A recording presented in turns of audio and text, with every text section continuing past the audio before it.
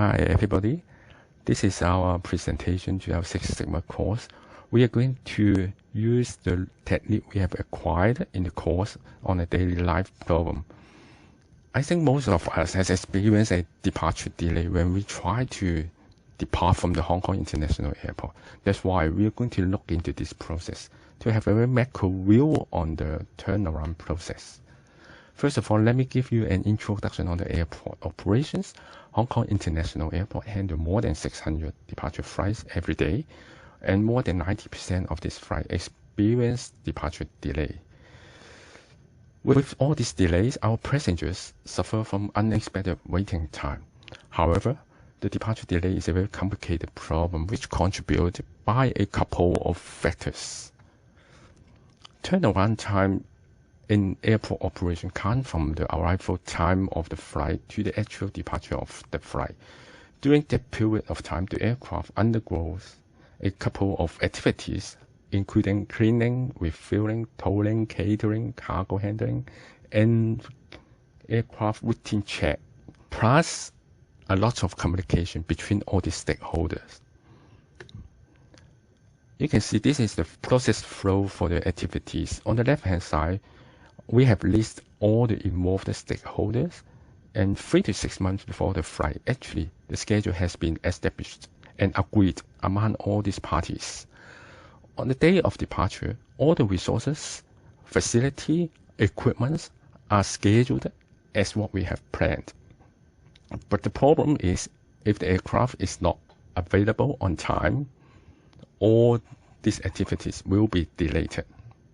But in our study, to manage the size of this project and to make it less sensitive to private data, we try to give a very macro view on all these activities. Within this process, we can see our passenger actually just care about the time. We don't need to wait. We don't need to waste our time. So the critical to quality factor will be the time.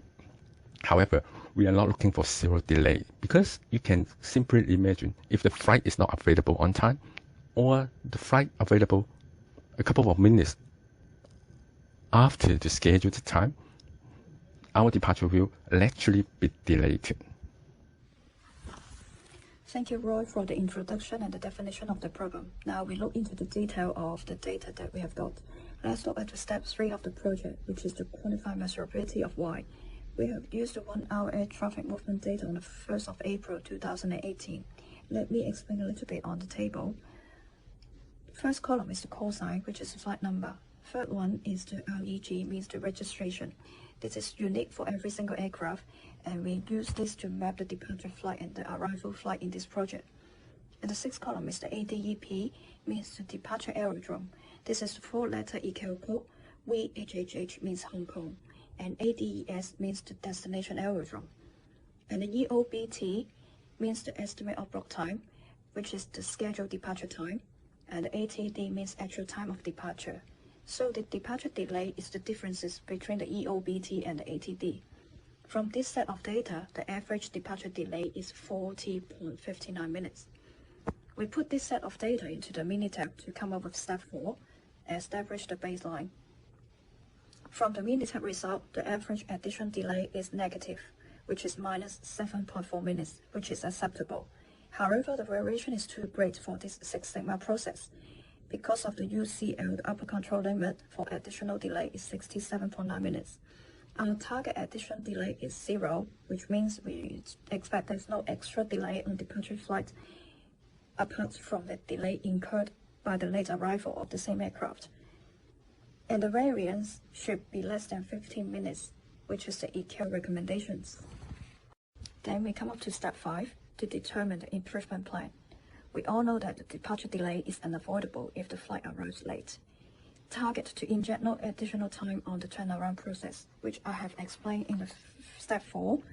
Our target addition delay is 0. And here I would like to give some more definitions. The arrival delay, which is annotated as DARR, is the difference between the actual time of arrival ATA and the estimate time of arrival ETA. And the departure delay, which is annotated as DDEP, which is the difference between the actual time of departure ATD with the estimate time of departure ETD. And we expect and we hope the departure delay should be less than the arrival delay, which I have emphasized before. So how to improve? And we dig into the details and list out all the process in the fishbone diagram, which shown in step 6. You can see from step 6 is different affecting factors on the departure delay, and we have put it into the fishbone diagram. We have the passenger as the factor, aircraft rotation, weather, airspace issues, start-up and pushback phases, and the turnaround phases all can be contribute to the departure delay. And we would like to determine the key inputs in step 7. The passenger and the turnaround bone has been assumed to be completed in a fixed time, governed by the service agreement. And the weather, airspace, and start-up and pushback bone are random variables in our study. So we focus on the aircraft rotation bone, in which the parking bay availability is consequence of the delay inbound leg from the previous flight. To the extent of study, the arrival delay for the data collected in step 2 has been extracted and calculated. You can see from step 8, the table has been extended with the input of the arrival delay, which is defined in the step 5, and also the turnaround time. And then we put all the things into the Minitab, and the linear regression on the data has been carried out. A p-value for the arrival delay, which is 0.038, and which is smaller than 0.05, shows the arrival delay explain the departure delay statistically. For the rest of the steps, I will give to Matt for further explanations. Thanks for the Annie's great explanation. Then let's go to the step 9. We need to formulate an implementation plan for improvement. Usually, more delay will be injected on the departure if there is an arrival delay, simply because the turnaround process cannot be executed in time due to the unavailable facility or equipment. Just recall the process mapping in the defined phrase. An additional milestone has been supplemented to the process flow.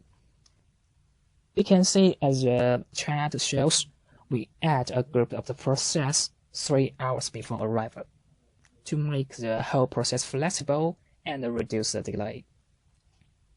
In step 10, we plan to validate measurement plan by operational data, which can be captured automatically from the surveillance facilities. The following step 11 is to control inputs and monitor outputs. In order to prevent injecting extra delay time, the timely update on the arrival time is mandatory. Thus, new information, target takeoff time, TTOT, will be introduced. It will indicate the latest status of the aircraft and the leave update. These operational improvements is yet to be available in some countries, although we cannot get the specific data because it's sometimes it's private data. However, Eurocontrol tells us the probability of the delay can be reduced by updating time during turnaround process. It can be reduced greatly. In the final step, we need sustained change in order to maintain the benefit of the plan. We will establish a penalty system and let more people know its significant advantage. Also, we want to regular reviews with our stakeholders. For the further studies, this is just a trial. We want to focus on the individual service provider in the future. Maybe we can get more data. So thanks for the listening. If you have any questions, please feel free to ask. Thank you.